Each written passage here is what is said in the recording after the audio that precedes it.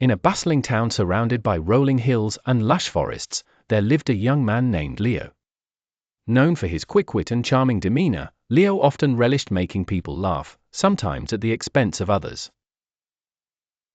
His friends adored his humor, and together, they wandered the streets of the town.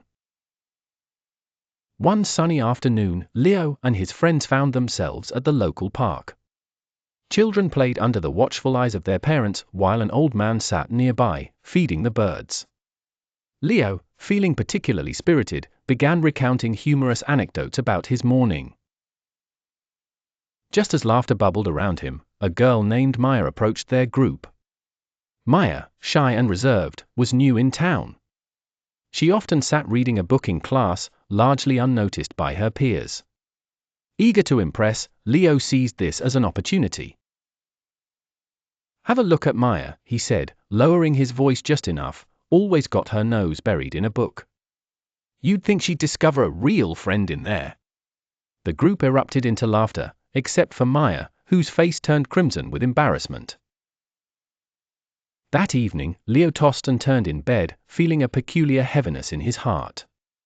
He recalled Maya's face, the way her eyes had barely met his, an image that lingered uneasily in his mind. To distract himself, he reached for a book lying on his bedside table. Unexpectedly finding himself absorbed by its story, Leo found solace and quiet in the pages, momentarily escaping his discomfort. But upon reading a passage that spoke of human vulnerability, Leo's eyes widened as a realization struck him. The following day, Leo headed to school with a newfound awareness. He noticed Maya sitting alone under a tree, her gaze fixed on her book. With a mixture of apprehension and resolve, he approached her, the echoes of his own words from yesterday still vivid in his mind. "Hi, Maya," Leo began nervously, rubbing the back of his neck. "I wanted to apologize for what I said yesterday. It was thoughtless and not funny at all. I've been trying to imagine how it would feel to hear that about myself, and I understand now why it wasn't right."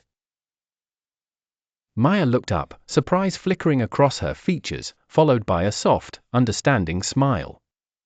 "Thank you, Leo.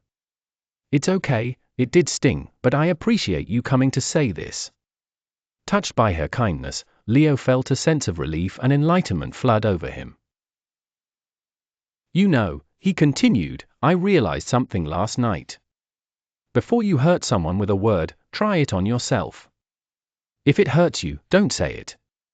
And don't think that the wound is a game, because some of us can't sleep because of those wounds." "That's wise," Maya responded gently, a hint of admiration in her eyes. "It's nice to know you think that way." Determined to make amends, Leo offered to sit with Maya during lunch. Over time, they found an easy friendship blossoming between them. Word soon spread about Leo's transformation. His friends noticed the change, intrigued by his newfound empathy and kindness. Leo's humor remained, but it morphed into something more considerate, lifting those around him instead of pulling them down. In the town that buzzed with life, laughter, and stories, Leo's personal journey stood as a testament to the power of introspection and change. The townsfolk began to share his words, passing along the wisdom that emotions were not playthings. The power of words could heal just as easily as they could hurt.